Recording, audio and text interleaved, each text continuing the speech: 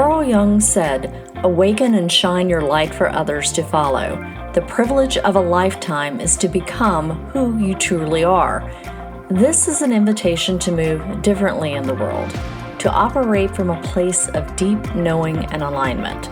I'm Adrienne McDonald, and welcome to the Source Code Podcast. Let's dive in.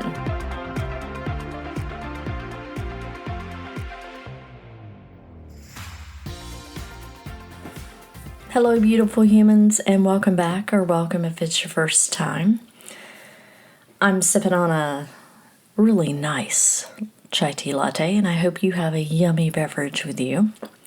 Based on some feedback I received, I want to go a little bit deeper into the Gene Keys Venus sequence today.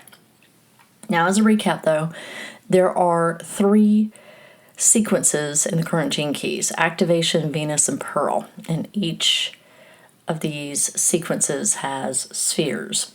And in the spheres, you will see a number. Just like human design, there are 64 options there. This number represents your unique gene key for that sphere, which is determined by the date and time of your birth. Each gene key sphere has a meaning. And in that sphere, you will find the 3 components: your shadow, which is a challenge you have to surmount; your gift, which is a creative attribute; your city, which is a transcendent realization. And we can awaken the higher components of each of our gene keys by contemplating them over time and in sequence. That is what Richard has laid out for us, the founder of the Gene Keys. You're also going to see a line keynote. That's a small number. It's going to be 1 through 6 after the dot. It's the number after the dot. And that describes a deeper aspect of how that gene key may show up in your life. And these numbers have themes, which I will go into the theme frequency towards a little later in the episode. So when you look at your Gene Keys profile, and you're going to see it, again, it's made up of circles or spheres. I tend to use the word spheres. Each of the 11 spheres of your profile represents an aspect of your life on which you may contemplate, contemplation is the foundation of the Gene Keys approach. Now, this invites us to develop our humility through embodying the 4 qualities that lie at the heart of the Gene Keys. That is the 4 qualities that Richard laid out for us so we can traverse this path. There's contemplation, which is taking responsibility for one's inner state, using everyday challenges for growth and transformation. There's inquiry, which is asking the profound introspective questions, inviting wisdom within. It's cultivating a state of calm presence in all situations. Gentleness, which is nurturing a kind and gracious approach towards yourself and others, and encouraging a spirit of unwinding and unlearning versus striving and fixing. That is really key as you're moving through the different frequencies. This is not about fixing you. This is about unwinding and unlearning. And patience, because you can't buzz through this. This is about cultivating compassion and honesty and curiosity with an inherent trust in the underlying process. And I do think that going through these frequencies really does help develop more self-trust, and it really does, but also trust in a process. So the Venus sequence is the longest sequence. Richard Rudd has said the promise of the Venus sequence is to be able to live with an open heart. And I really liked, he sort of gives this tongue-in-cheek, because the commentary on the open heart, because in the modern New Age movement, he says everyone talks about living with an open heart, but what does that really involve? And he feels like this is the question at the heart of the Venus sequence. Can you keep your heart open under intense judgment? Can you find enough self-love to overcome harsh personal rejection? Are you able to forgive offenses instantaneously? are such things even possible for you? And in order for us to live with an open heart, we will first have to remember all what that feels like. And it's unlikely to be a fast track path, as I've said before, but he considers this to be the biggest adventure of a lifetime. And it definitely is an adventure, as one who's been through the beginning sequence many times at this point. Nothing in your outer life can compare to the self-fulfillment that will come with achieving this extraordinary thing. That is Richard's take on the golden path. Now, the sequence begins with the sphere. It's also in your activation sequence. All of the spheres have a linking sphere, if you will, that crosses. And that is your purpose. Now, we've seen through the activation sequence that our purpose really isn't an external thing. That's your life's work, really. It's a quality of our consciousness. So you can look at the city of the gene key that's in your purpose, and this is really the purpose of, it's a quality that's sort of the theme of you're going to see in all of your relationships. And this is the purpose of all your relationships, to exponentially enhance this quality in your life. Now, the Venus sequence, as you may have guessed, is all about relationships with self, relationship with others. And nothing is ever going to challenge you more about your shadows than relationships. Working with this sequence, you're going to realize there's a lot of knowing and figuring out where your true boundaries lie.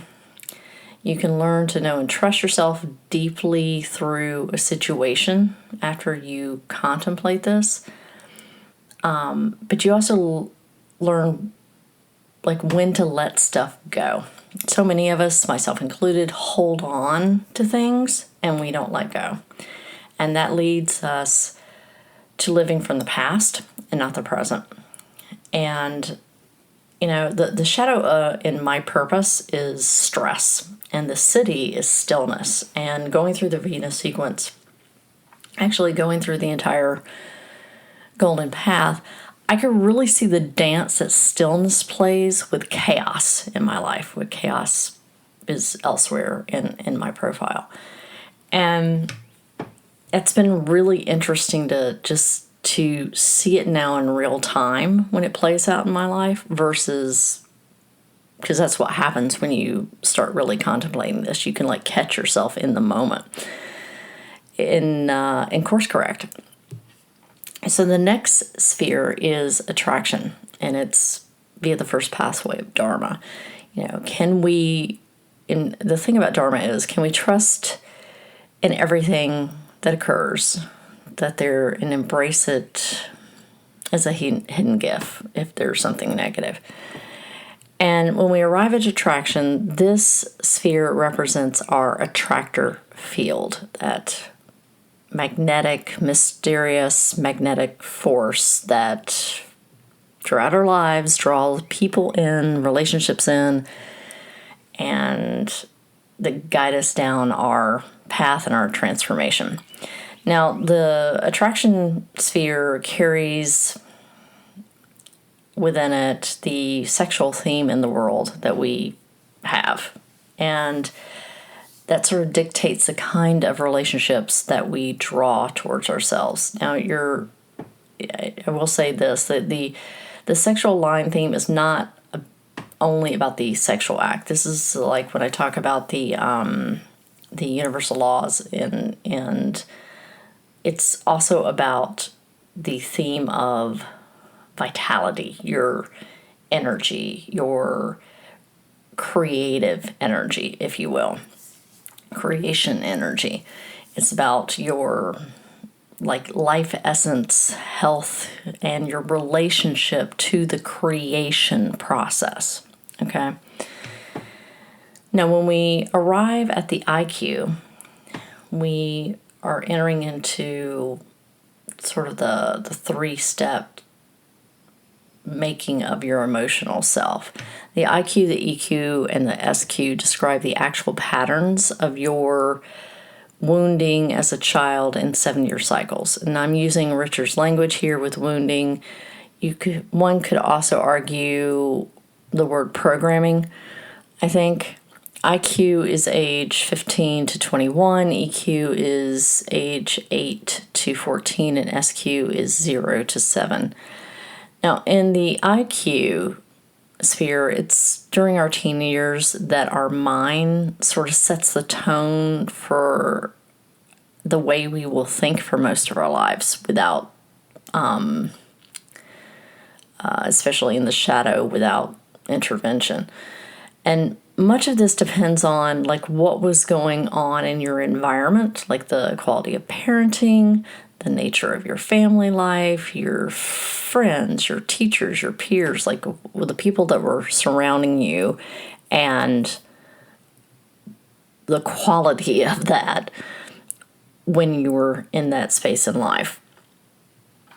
And sometimes that's where you get a little rebellion in a certain direction because there may have been a reaction to an authority figure and whatnot. However, in all of that, there's usually a common story of, when the physiological changes are coming and we're wrestling with the body changes, etc., that we have this collective story of doubting that we're worthy of love.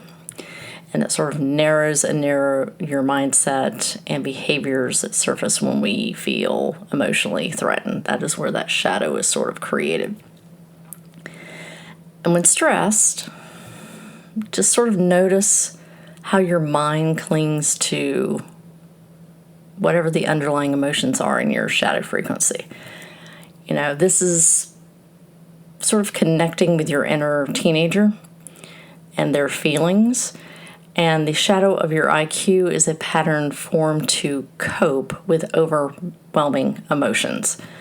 When you're operating from that gift that's in that sphere, you know that you're worthy, which leads you to be able to think and move with more clarity and possibility. So, for instance, my IQ key is 63, and that shadow is doubt.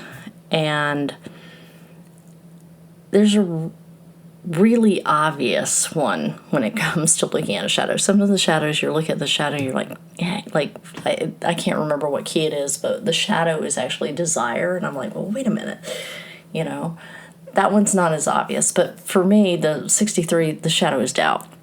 So it's very obvious that I can look at that and see we're operating the shadow if I'm constantly in doubt, which I have been. That's just going to cause a spiral. Whereas the gift is the 63. Of the 63 is inquiry, which to me is all about curiosity, which happens to be one of my top values. And that's very conscious for me because it keeps me operating in the gift and not in the shadow when I'm challenged with things. And the city is truth, which truth to me feels very expansive. So I also have a line 3 here, which is the theme of this is deemed the flexible mind. And this is another theme in my entire chart. I tend to look at things from many different angles and many different ways. But even that has a shadow, because the shadow is evasiveness. Like, you can't pin me down on something. So keep in mind that each shadow has a gift. Each line has a gift, and each line has a shadow. So next up is we have the EQ sphere, and that represents your emotional quotient, the measure of your emotional intelligence.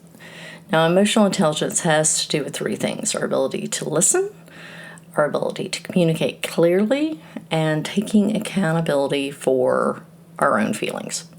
Your EQ and its gene key and its lines really going to give you insight into any boundary issues that you experience in your relationship. I remember Richard pointing out that it's really important to overcome the tendency to want to blame our parents for our emotional tendencies.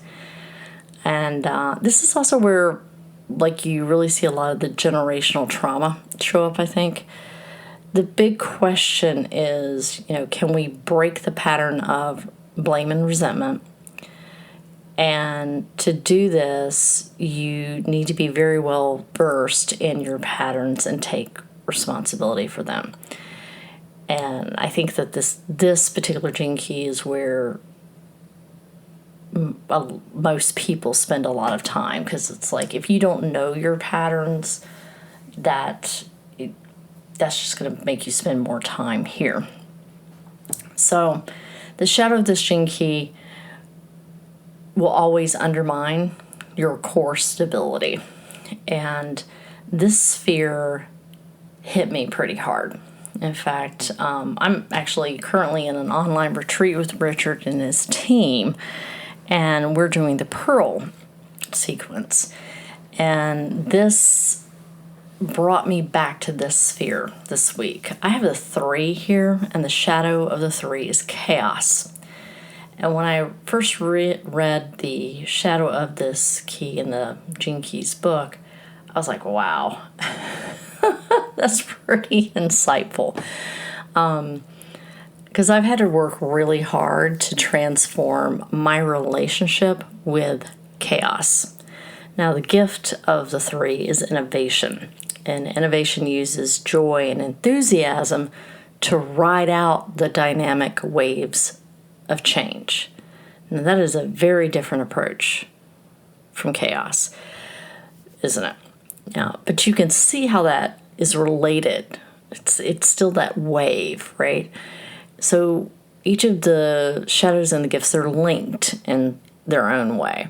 Now, the city is of the 3 is innocence, and this was also a big struggle for me, because I'm like, and I'd say even in the beginning, I was even a little resentful when I saw this, because innocent is not a word I associate with me. It's really hard for me to look back through my childhood life, whatever, and feel like I was ever innocent. I fell into the responsible child role at an extremely early age. After some contemplation around this, though, I do feel like I've captured that ability back to be enchanted. And I've mentioned on a prior podcast, I feel like humanity has gone through this overall disenchantment, and we could all use more wonder and awe in our lives. And really, regardless of whatever your specific gene key is in this sphere, I think we all could use it, more wonder and awe. And this particular gift in this sphere is about bringing the best of childhood alive again.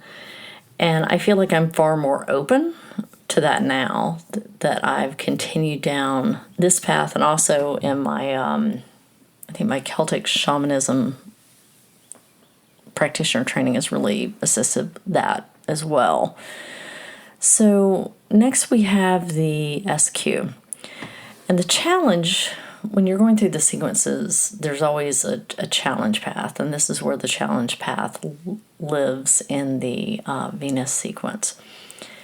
It's between the IQ and the EQ. And the breakthrough comes between the EQ and the SQ. Now, the sphere of your SQ, your spiritual quotient, is the energetic hub of your entire journey along the Golden Path, which the Golden Path includes all 3 sequences. This is really the heart of the Venus sequence. It's your mythical life. Your SQ governs your mythology. And it is the longing of your soul. And Richard advises, when you contemplate your SQ, think about what archetypal heroes and heroines, gods and goddesses you're drawn to. What fairy tales are you drawn to? And I really think about my Darth Vader obsession as a kid, and, well, quite frankly, as an adult. Actually, most all of the ones that I've been drawn to have the common theme of, in my opinion, being misunderstood. And that was a really interesting realization I had, and how I relate that to the shadow I have in that sphere. And also, I have a line 3 there, and if I recall, one of the qualities of the line 3 in the sphere was that, like, they brought up the anti-hero in the description. I was like, yeah, okay, all right, I can definitely see that. The SQ is about the deeper relationship you have with yourself. And I believe one of the outcomes of going deep with your SQ is you sort of realize and accept that you are this complex creature full of contradictions and idiosyncrasies. And when you can accept that, you can accept that all humans are full of contradictions and idiosyncrasies. And I really believe this overall helps us, like, move out of judgment and separation, and to help us project less on to other people about our expectations. So I think that is the SQ is like a magical place. And I, for one, think I am just barely beginning to tap into the magic of the SQ for myself. And then the last sphere we come to is the core. Now, in a lot of metaphysical teachings, there's a concept that we are all born with a core wound. And I know a lot of people that personally do not like that phrase. And I'm all about finding the language that works for you. So perhaps you look at it as core challenge. However, the shadow of your core wound holds back a great deal of your potential. Okay, it's your hidden potential. And the gift holds your greatest creative impulse. There's a piece of the zone of genius that's in this gene key, in this sphere. And the city of this sphere is it's like a little bit of your essence. So when you look at the line of the core, you're also going to find your core fear. Now, like I said, every line has a gift. For instance, line 4 is about rejection and abandonment and having to overcome judgment. But the gift is like courage and gentleness and understanding. So the sphere of your core is a trigger point that lies on a crossroads between your Venus sequence and your Pearl sequence. And remember, the Pearl is all about prosperity. So that is, that the core is one that I think is one of the first ones I look at when I get a person's chart, because it's going to tell me a lot about where their subconscious fears may be directing their behavioral patterns and they not be aware of it. So let's talk a little bit about the lines. Now, throughout these sequences, the lines, the number after the gene keys, well, each line has a frequency change as you go through working the path. And a line moves from the shadow frequency to, the gift frequency. So let's go through those. Line 1 moves from being afraid of one's potential to solid inner certainty. You may have lines that repeat. I definitely have lines repeat. I have all of the lines in my golden path at some point. I tend to have more 3s and 5s. And it's possible that you may not have all of the lines, and that's okay too. That's just how you're wired. So line 2 goes from being unconsciously provocative to an expression of light. Line 3 goes from being unreliable and pessimistic and invasive to joyous and wise.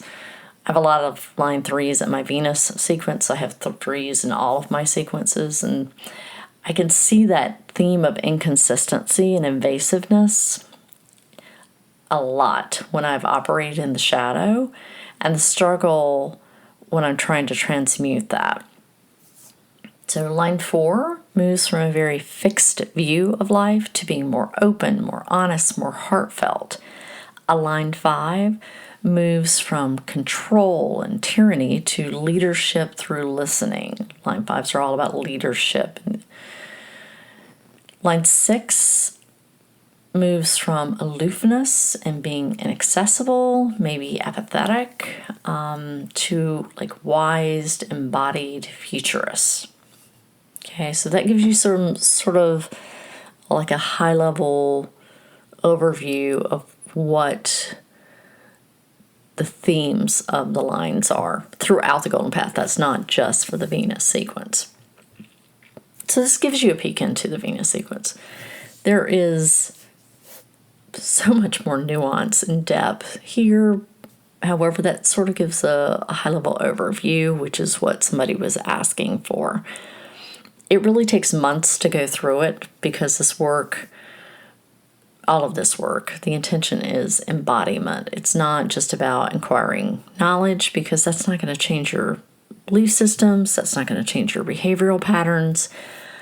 Human design gives you your architecture plans, your source code. I mean, that's my language for it. But I feel like the Gene Keys gives you the way, a path of understanding your source code deeper, but also embodying it.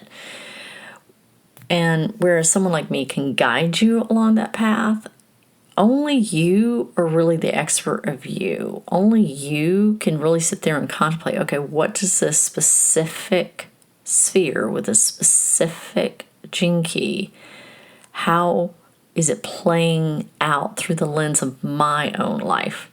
Because you can have the same gene key as someone else, and it can manifest in a completely different way because of the life that you have led. I hope you found this episode interesting and insightful.